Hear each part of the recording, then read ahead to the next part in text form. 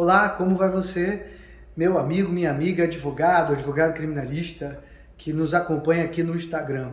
Nós vamos hoje falar sobre a legítima defesa da honra, esse assunto tão polêmico que dominou as manchetes da imprensa na semana passada. Houve um julgamento pelo plenário do Supremo Tribunal Federal, onde eles referendaram a liminar concedida pela ministra Rosa Weber para impedir que os advogados usem essa tese no plenário dos tribunais do júri popular no Brasil inteiro, sobre a arguição de que a tese ela é inconstitucional. Vamos lá. Bom, inicialmente eu tenho uma história minha, pessoal, que marcou muito a minha vida.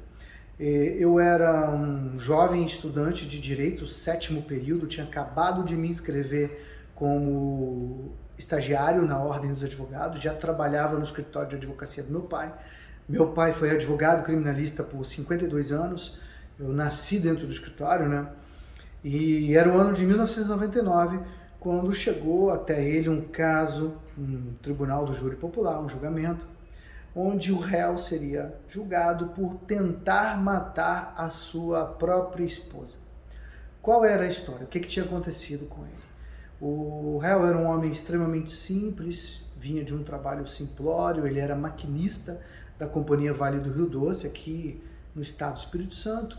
O apelido dele era Brucutu. Desde a infância chamavam ele de Brucutu, pra você ver como que ele era um cara assim, humilde, bem simplório mesmo. Às vezes até grosseiro, né? Mas ele tinha um casamento, tinha 2 filhas adolescentes, e o casamento não estava bem. A esposa dele trabalhava, ela era comerciante, ela viajava uma vez por mês para o Paraguai, comprava roupas, perfumes, para poder vender aqui na cidade de Vitória. Ele estava desconfiado que a esposa o traía, a esposa não tinha nenhuma viagem programada mais para aquele mês, ela já tinha viajado ao Paraguai, já tinha voltado, quando de repente na mesa do café da manhã ela comunica a ele e as filhas: olha, vou viajar de novo, estou viajando amanhã. Era tipo uma quarta-feira, ela falou: vou viajar na quinta-feira. Ele fez uma ponderação com ela, disse: por favor, meu bem, não viaje não, fique aqui, é perigoso, você já foi uma vez esse mês, tal, vamos nos curtir aqui, você trabalha com os produtos que você já tem e tal. A mulher se desequilibrou e deu um grande brigueiro com ele, e baixou bastante o escalão das palavras que ela usou. Disse para ele assim: olha, você tá com ciúme, fique na sua aí, porque a tal é minha e eu dou a ela para quem eu quiser, tal, respeito minha independência. Na frente das filhas, no café da manhã, esse homem se desequilibrou, foi numa gaveta que ele tinha no móvel na sala, pegou um revólver 38, ela viu que ele pegou a arma, ela saiu correndo de casa, ele correu atrás dela, já na rua, na frente da casa, pegou ela pelos cabelos, encostou a arma na bochecha dela e deu 5 disparos. Ela não morreu, não tem nenhum órgão vital aqui, mas ele destruiu a face dela, né? A região da boca, a mandíbula e tal. Ele foi processado, foi preso, ficou 8 meses preso no início da ação penal, depois foi colocado em liberdade. Foi inclusive o meu pai que conduziu toda a instrução penal e nós fomos para o júri. Meu pai me convidou para participar do julgamento com ele, eu já estava ficando um pouco mais experiente dentro do escritório e foi o primeiro julgamento da minha vida. Estudei o caso e sentei para debater com meu pai. Pai, qual vai ser a tese que o senhor quer usar no plenário? Nós vamos usar a legítima defesa da honra. Falei: pai, será? Nós estamos aqui no juízo da capital, Vitória, ano de 1999, as mulheres têm que ser respeitadas, têm que ser protegidas. Essa tese não vai colar, não vai funcionar. O senhor não vai conseguir a absolvição do cliente. Ele confessou a prática do delito, tal. Não, que é isso, eu já usei essa tese muitas vezes, tive muito sucesso e tal. Eu falei: pai, quais foram os julgamentos? Aí ele me contou os julgamentos, foram praticamente 5 julgamentos que aconteceram na década de 70 e 80 no interior do estado do Espírito Santo, sociedades assim agrárias, colonização italiana, alemã, a mulher era muito objetificada e tal. Eu falei: pai, não vai funcionar, o senhor me permite dar uma sugestão? Ele falou: dá a sua sugestão. Eu falei: olha, eu enxergo que vale a pena nós lutarmos para retirarmos as qualificadoras do crime e aplicarmos o parágrafo primeiro. A gente confessa o crime, assume a responsabilidade, ele já confessou mesmo na esfera judicial. e ele vai ficar com homicídio simples, apenas sai de 6 anos, na modalidade tentada, e ainda vai poder aplicar o redutor da tentativa e o redutor do homicídio privilegiado, do parágrafo 1º.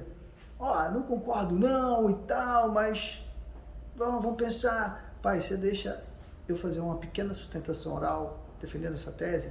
Deixo sim. Te dou 20 minutos para você falar. Eu falei, tá bom, então vamos preparar. Na sequência, a gente estudando o caso, perguntei, pai, e a formação do conselho de sentença? Eu quero te dar a sugestão para que nós recusemos todas as mulheres, né? As mulheres vão se proteger ali, vão se vingar e tal. Que nada! As mulheres hoje são muito imparciais. Tem mulher juíza, mulher que é coronel da polícia militar, tem mulher em todas as posições importantes da sociedade. Fique tranquilo. Eu falei, pai, não concordo com o senhor não, mas o senhor é o capitão do time.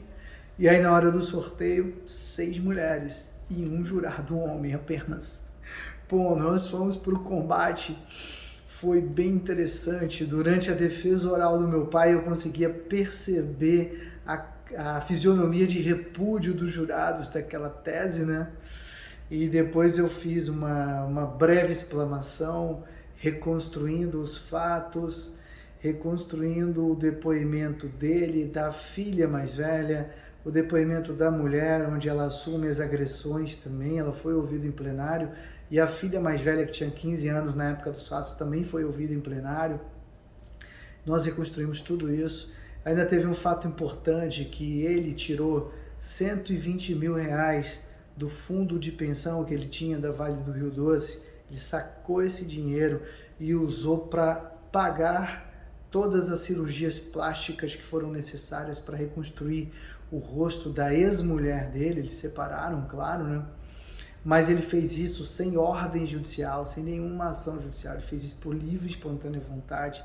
Isso serviu para mostrar que aquele fato realmente foi um fato isolado na vida dele. Foi muito bacana, inclusive.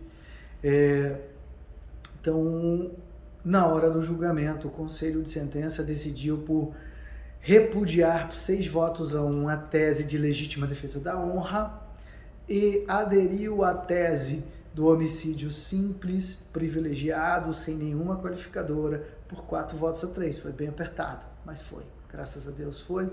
O nosso cliente foi condenado a 6 anos, com a redução do 14 do privilegiado, caiu para 4 anos e 6 meses. Ele cumpriu em liberdade, regime semiaberto, foi feita a detração da pena. Isso já em 1999, na minha humilde concepção, eu sou um simplório advogado criminalista, a tese de legítima defesa da honra já era uma tese imoral.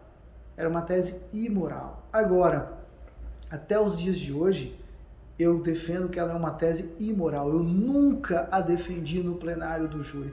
Já atuei em casos de homicídio, onde maridos são acusados de matar a própria esposa, mas eu nunca defendi. Não acho ela justa, não acho que ela retrate a realidade da nossa sociedade. Agora, ela não é inconstitucional. O Supremo Tribunal Federal, quando diz que essa tese é inconstitucional, e ele proíbe o advogado de usá-la no plenário do júri, sob pena de que a sentença será reformada com base num julgamento contrário à prova dos autos, o Supremo Tribunal Federal, humildemente, me perdoe a crítica, ele está agindo de forma equivocada.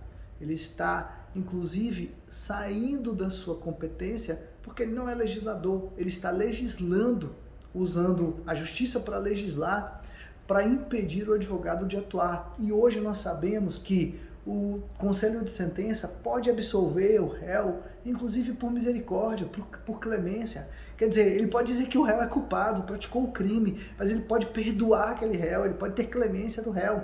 E mais, o Tribunal do Júri Popular, ele, todo mundo fala, né, todo mundo critica até, tá na Constituição, é cláusula pétrea. Não é porque é cláusula pétrea, não.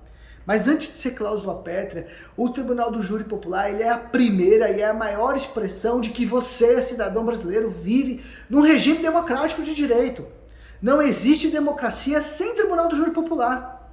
Então é um absurdo você querer avançar sobre a competência do Conselho de Sentença. E mais, dentro da Constituição Federal, está lá no artigo 5º, né, inciso 38, a linha A, está prevista a plenitude de defesa.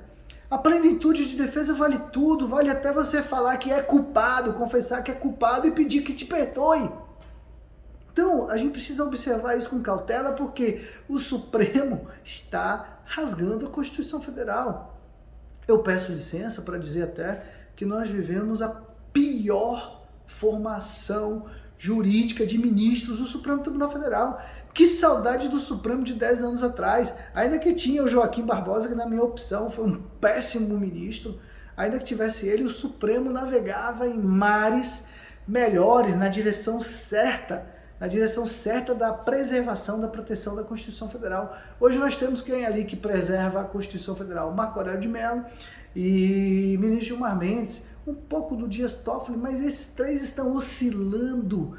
Os outros ministros são todos reacionários. Ministro Luiz Fux, que me perdoe, é nojento ver o comportamento dele autoritarista, rasgando os direitos fundamentais, o direito de liberdade dos cidadãos. Bom, mas é isso que a gente tem para enfrentar.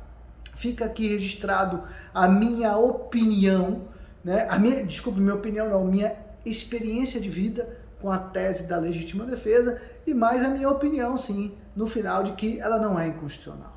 E o Supremo está agindo de forma equivocada quando diz que ela é inconstitucional. Ela pode ser usada sim. Eu, como advogado, não usaria, mas ela pode sim ser usada. Quando o Supremo diz que não, sob pena, sob a ameaça de invalidar o julgamento, né, ele desrespeita a Constituição, a soberania dos veredictos e a liberdade do advogado está atuando no direito de defesa. Forte abraço para você, fique com Deus sempre.